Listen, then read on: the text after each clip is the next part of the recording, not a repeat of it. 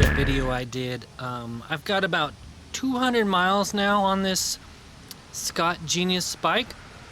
It has the label Syncros, SYNCROS on it. I have a 4K camera now. I'm going to do a little bit better job than the last video. I'm going to try to give you guys a lot of detail, images, and get up close.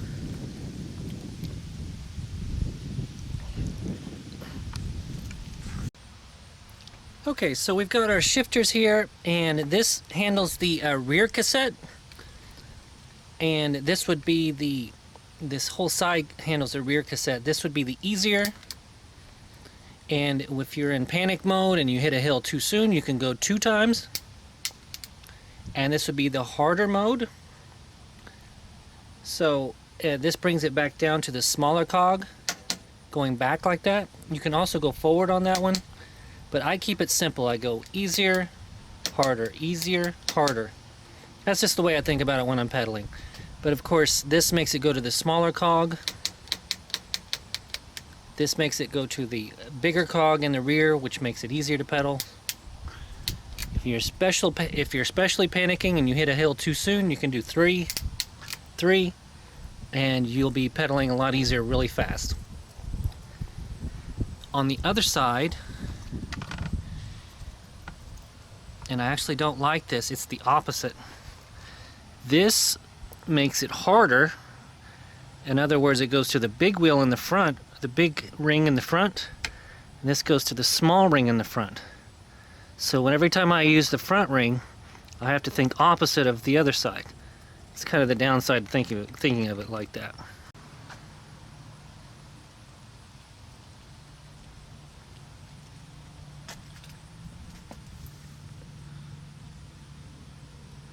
Now the rear cassette is actually very big. It's enormous. I don't know how many teeth it has exactly. I tried to look on there. I don't really feel like counting them, but it is huge. It makes for very easy pedaling because in the front there are 3 rings in front. This is all stock. I haven't changed anything.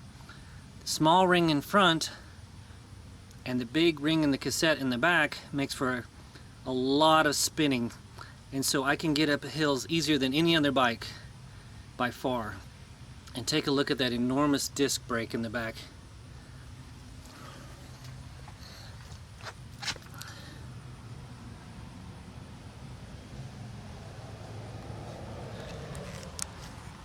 As I said, I put about 200 miles on this. Not a single flat so far. So the tires are very good. I keep them fairly squishy. I don't know exactly what it is, but I don't keep them super tight. Now the drink holder area, this whole area is too small for a drink, and it hits the setting for the shock, the rear shock. So the setting is lockout mode, semi-squishy mode, full squishy. So you get the most shock when it's like that, and then no shock at all when it's like that. You can definitely tell a difference when you start pedaling. If you stand up and try to pedal and it's in full squishy mode, you feel like you're jumping on a waterbed.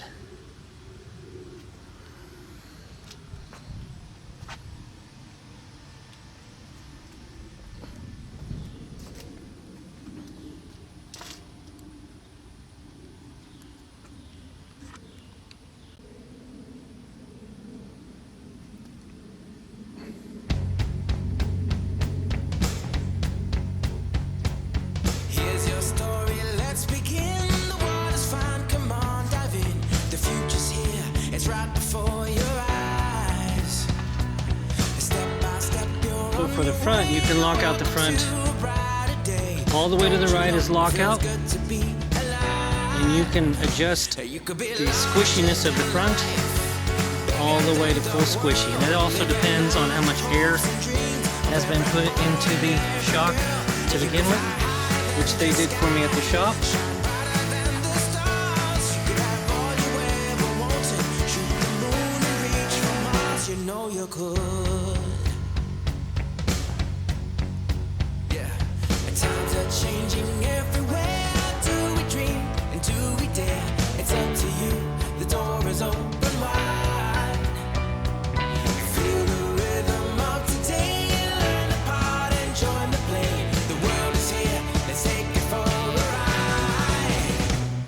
a bit larger